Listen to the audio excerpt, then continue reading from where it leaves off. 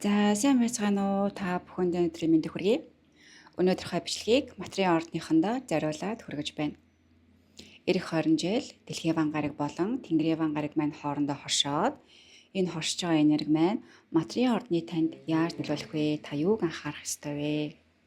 За өмнөх 14 жилийн хугацаанд дэлхийн ван гараг маань материалын ордтой хосолцсон байсан цаг хугацаа байгаа.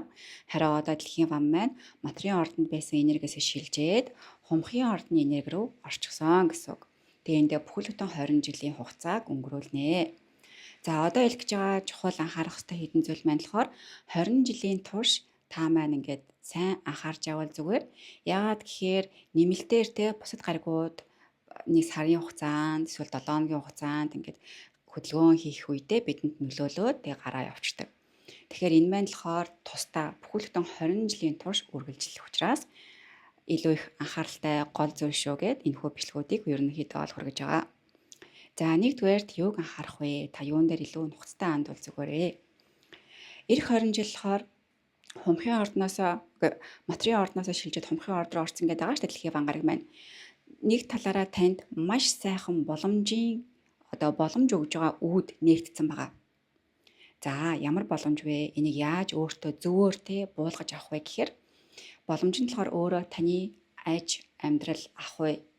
Тэгээд орон гэртээ болох, шинэ байртай, нүүдэл суудал хийх гэх мэт дандаа энэ санхүүтэй холбоотой зүйлс төр чинь танд маш их боломж шинэ сайхан үүд хаалгууд нээгдчихсэн гэсэн үг.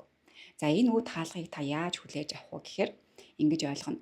Та урд өмнө хийдэг байсан зүйлтэйгээ урд өмнөөхөө та өөртөө битгий зууралтаарай.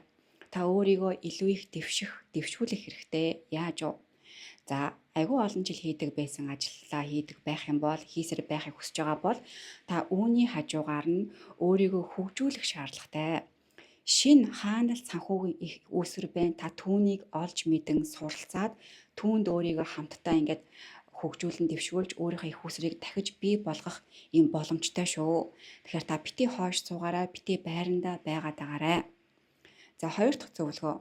Мэдээж та ингээд бүх талаараа дэвшиж байгаа учраас та энэ дунд өөрийн оюун санаа, өөрийнхөө мэдлэгийг, өөрийнхөө сэтгэл зүрхийг бас зэрэг хөгжүүлэх хэрэгтэй байгаа шүү. Тэгэхээр та өөрийгөө олох хэрэгтэй. Би хэн бэ? Би юунд дуртай вэ? Би өөрийнхөө ямар зан чанарыг хүлээж авдаггүй? Би юунд дээр ингээ өөртөө зөрчилдөг вэ гэдэг тэр өөртөө айгүй сайн дотооддоо ажиллах хэрэгтэй байгаа. За 3 дахь айгүй чухал зүйл болохоор та гэр бүлгүй байх юм бол гэр бүлтэй болох боломжтой. Гэр бүл чинь докторгүй байх юм бол та гэр бүлээ тогтоох боломжтой. Гаргалгаа нь